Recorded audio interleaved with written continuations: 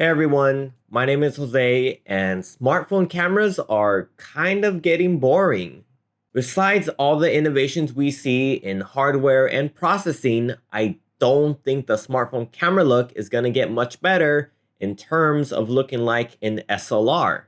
If you have ever seen smartphone versus DSLR videos on YouTube, well, you can just see that dedicated cameras just have more realism to how they look like in terms of dynamic range because smartphone photos just have no realism to them. They look very flat and have no depth to them.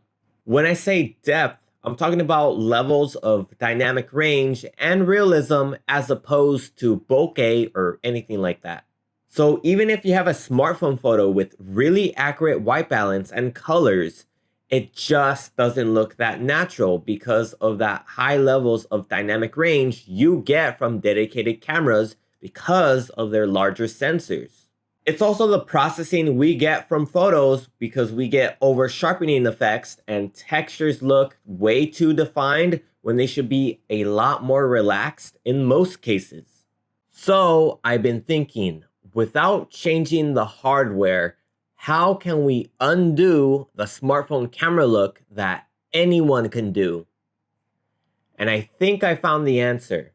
The answer doesn't involve adding more realism to photos to make them as natural as possible, but rather, what if we imitate a realistic look from a different time when cameras were still rapidly evolving?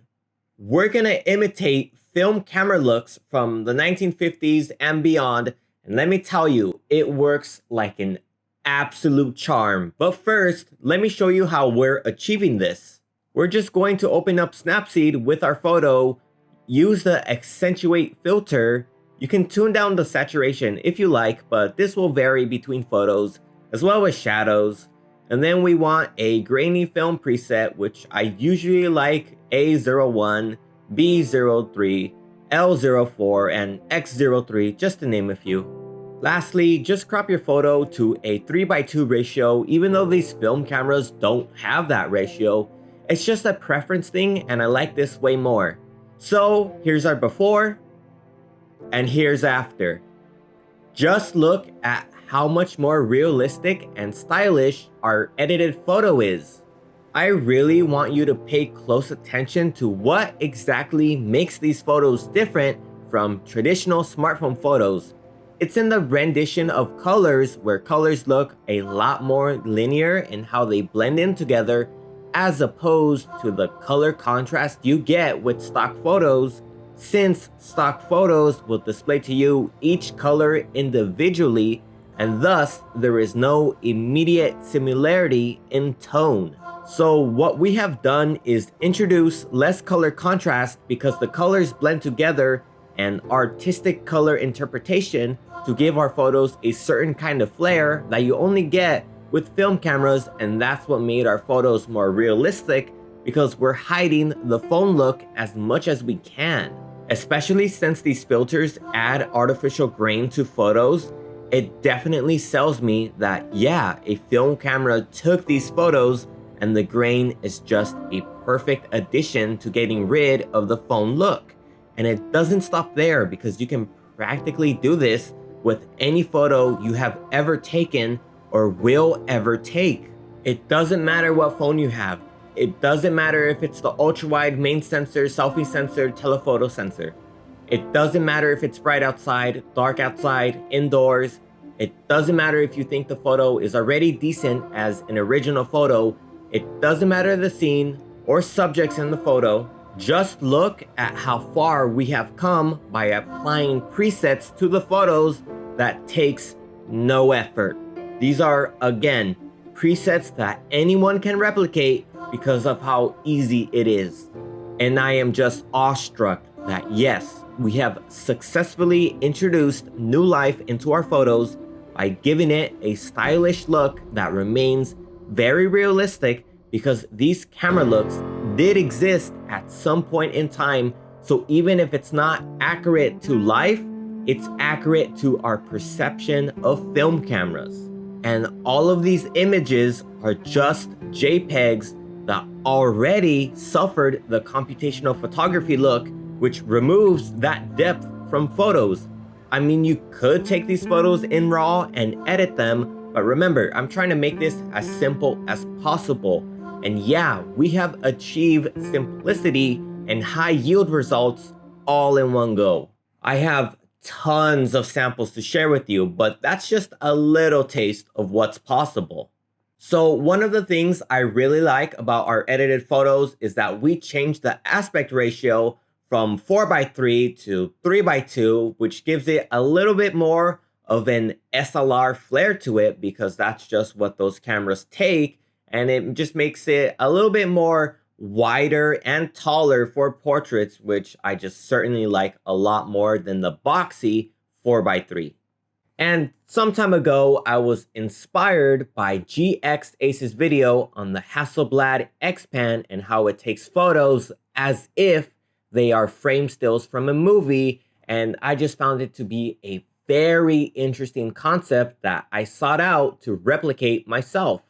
But I don't have the Hasselblad XPan, so I can't really experience this wide ratio film camera look. But then I had the idea, I'll just crop my existing photos into this ratio and just add those presets we have been already applying.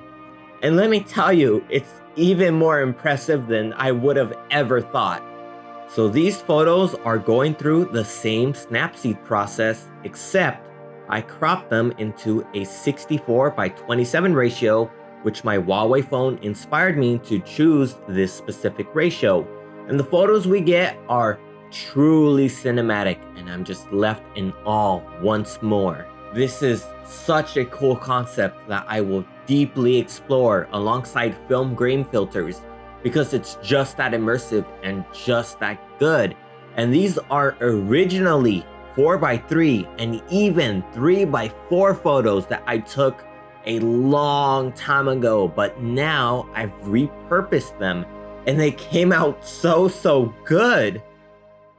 So these filters are really freaking good, but certain smartphone manufacturers actually have these presets already in their phones.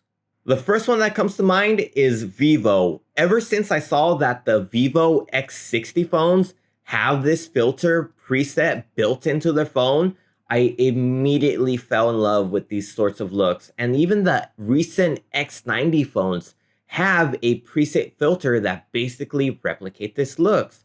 And I just envy that filters like these are defaulted into the Vivo phones. We also have the Oppo Find X6 phones also having a similar approach to this film preset sort of look, and it still gives you very impressive results. Just look at this promo image for the phone prior to its release. It looks very SLR-like, and that's because the film profile added linearity in its color contrast. So it looks more similar in tone. And that's probably the only thing that makes these filters work, is by hiding the imperfections in the phone look by blending in the colors and simulating authenticity. The only thing these filters can't do is add dynamic range to photos or reduce the intense levels of sharpening phone photos have, but by darkening the shadows, we have at least introduced new contrast between light and dark. This way, we have separation between highlights and shadows because phones try to elevate that as much as possible because I guess people just like brighter photos. And that leaves me with the Xiaomi 12S and 13 phones that have a Leica authentic look that's supposed to make photos look more SLR-like, and I think it does a bad job at that, even though it is darkening shadows and stuff like that. It's because the color rendition most of the time is just not appealing to me. But Xiaomi is going in the right direction by thinking about reducing shadows and even reducing sharpening to remove that sort of phone look, which I can appreciate. And in recent years, like the past 5 years, more and more people are buying cheap snap and print cameras to take photos of their friends or of places, and some even buying decades old digicams to do the same thing. Just take photos of anything. And the reason I think people are doing this is that people are just tired of the phone look and want to introduce imperfections into their photos that are, again, realistic interpretations of life, because these cameras are capturing photos to their best of their ability. And people just crave that style.